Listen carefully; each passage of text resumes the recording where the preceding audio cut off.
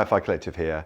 We've had a request from a customer who has an Elekit and wants to convert his Elekit, which is effectively a preamp, sorry, an amplifier with a volume control on the front, to, so kind of integrated, to a power amp. Now, I have stripped down the Elekit TU8550. This is going to be a similar case for any of the other ones, the 8200, the 8400. So, you know, if that's what you want to do, you can do it for those as well. So I have taken out unit 3, which is this. This is the volume control board.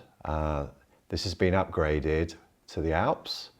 This is a 50K Alps. So what you need for the tool to do all this work is your screwdriver, because you're going to take it apart, Allen key. You need 2 51K resistors. Now I've gone for a 1/4 watt Tachman. You're effectively replacing the volume pot with 2 resistors and 2 connections. So that's why I've gone for 51K, because it's 50K. You need your soldering iron, you need some desolder braid, if that's your thing, or a solder pump. I kind of use a mix of both. And then a vise. Cool. So you also need a multimeter, just so you know which way around it's going. So before we put it in the vise, I've turned this all the way max, so maximum volume.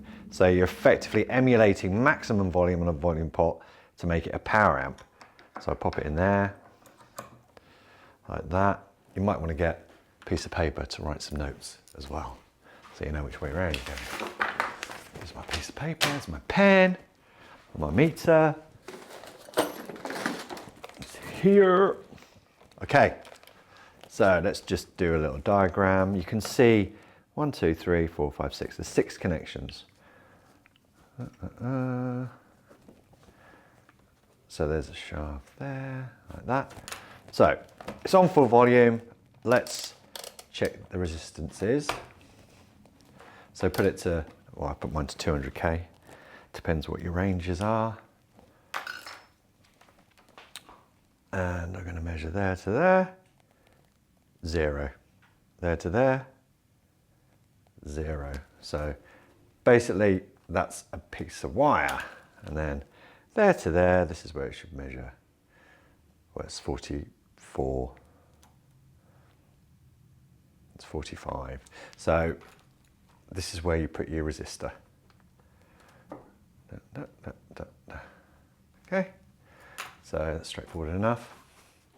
Now I'm going to desolder the volume pot, but you still need to have your pot present, because we don't supply a new front panel. So the front panel is this, yeah? And you don't want just a blank hole there. You might as well have the knob on there, even though it doesn't work, at least it looks better. So we're going to still use the pot, but we're going to turn it around. So in that sense, we also need some black tape, electrical tape, just so there's no interaction.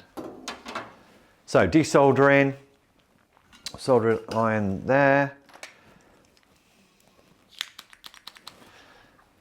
So one at a time,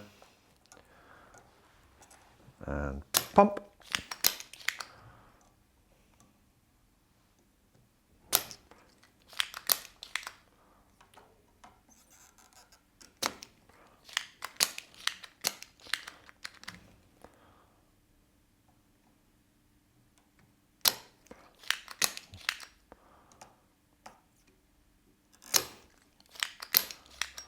Looking good. Oh.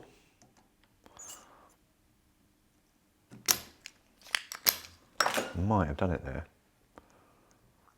Oh, darn. What's connecting?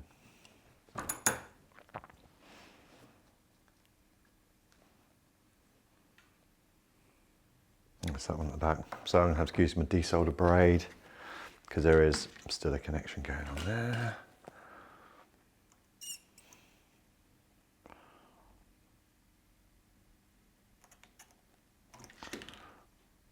That's good. Right, where else is there a connection? Middle one.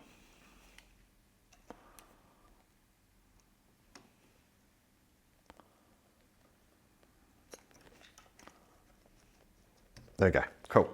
So I removed that. I haven't mashed up any of the tracks. All looks good. So now,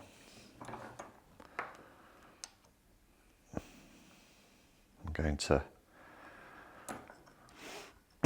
fit the resistors. Now, I'm going to have to use some PTFE tubing because this is going to sit like that on the board, yeah?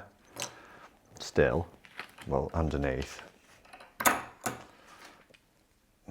Actually, no, what I'm going to do, because that's the external side, so I don't need, I think it's okay, but I'm going to use it just to be safe. So all the connections are going to be down this side where the solder tags are. So it's going to go like that. So kind of trace out how you're going to do it.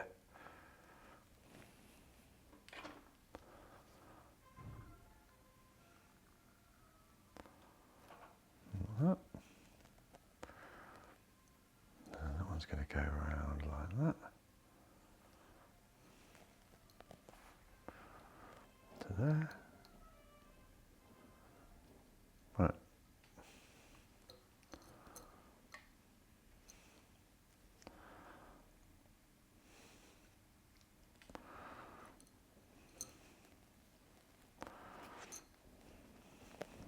Can you see it? Am I putting my hand in the way? Slightly, yeah. You can just not use your hand. Difficult, Johnny. Right, so you can see how I've done it there, like that. This, touch that contact there. Cool. I'm happy with that, how that's going to work. Yeah. Solder it in.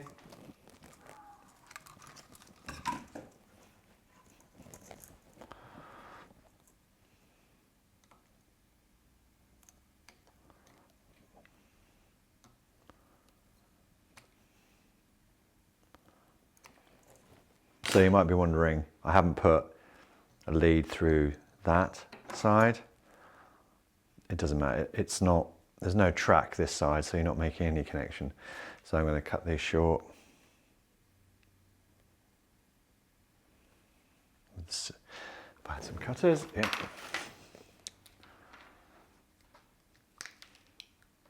Then we're going to do a similar thing to the other one.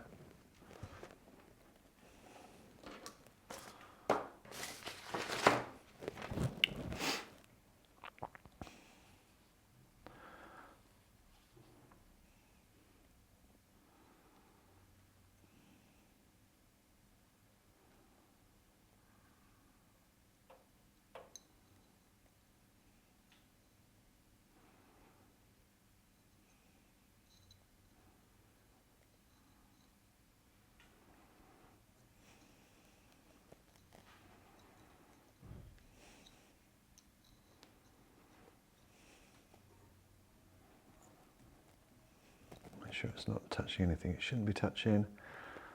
It's all good.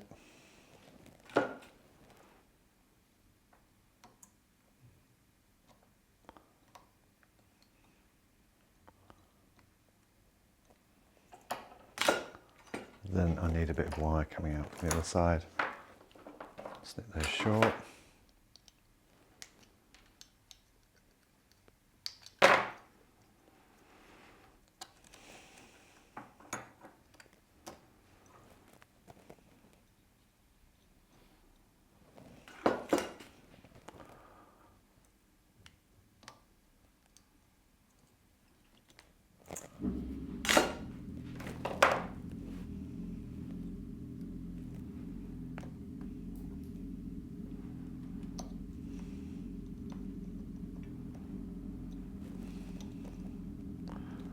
Right.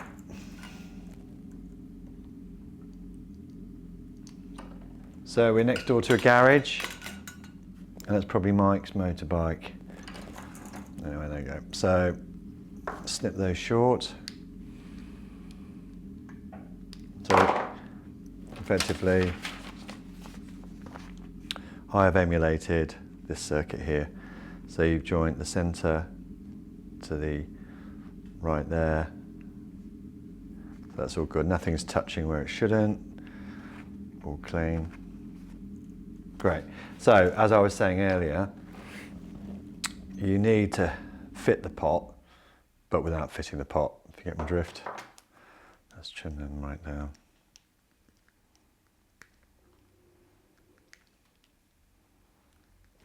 Just so that you can fit the knob to it. We're going to be using the original pot. It's a lot smaller, yeah, so you don't have to mess about with tape or anything. So pop that in. Does it go a particular way? Yeah, it does. And then screw that on. So the purpose of this is just to keep the knob on.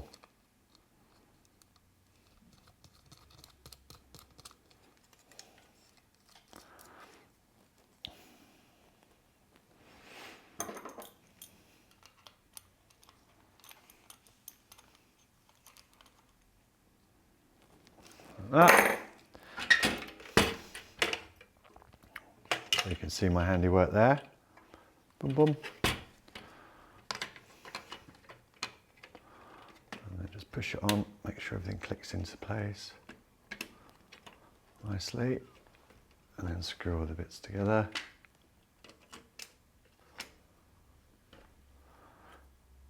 And then just put it all back together again and you're away. So the volume pot's there, it's working, but it's not connected to anything inside.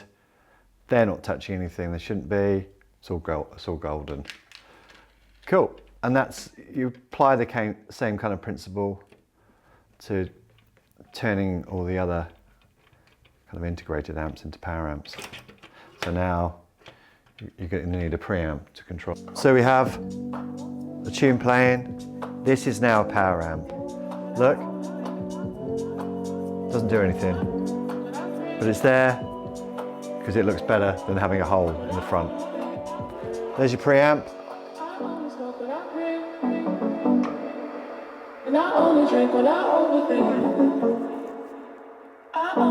I'm ready for the kick. 1, 1, 2, 1, 2. That isn't the kick though, is it?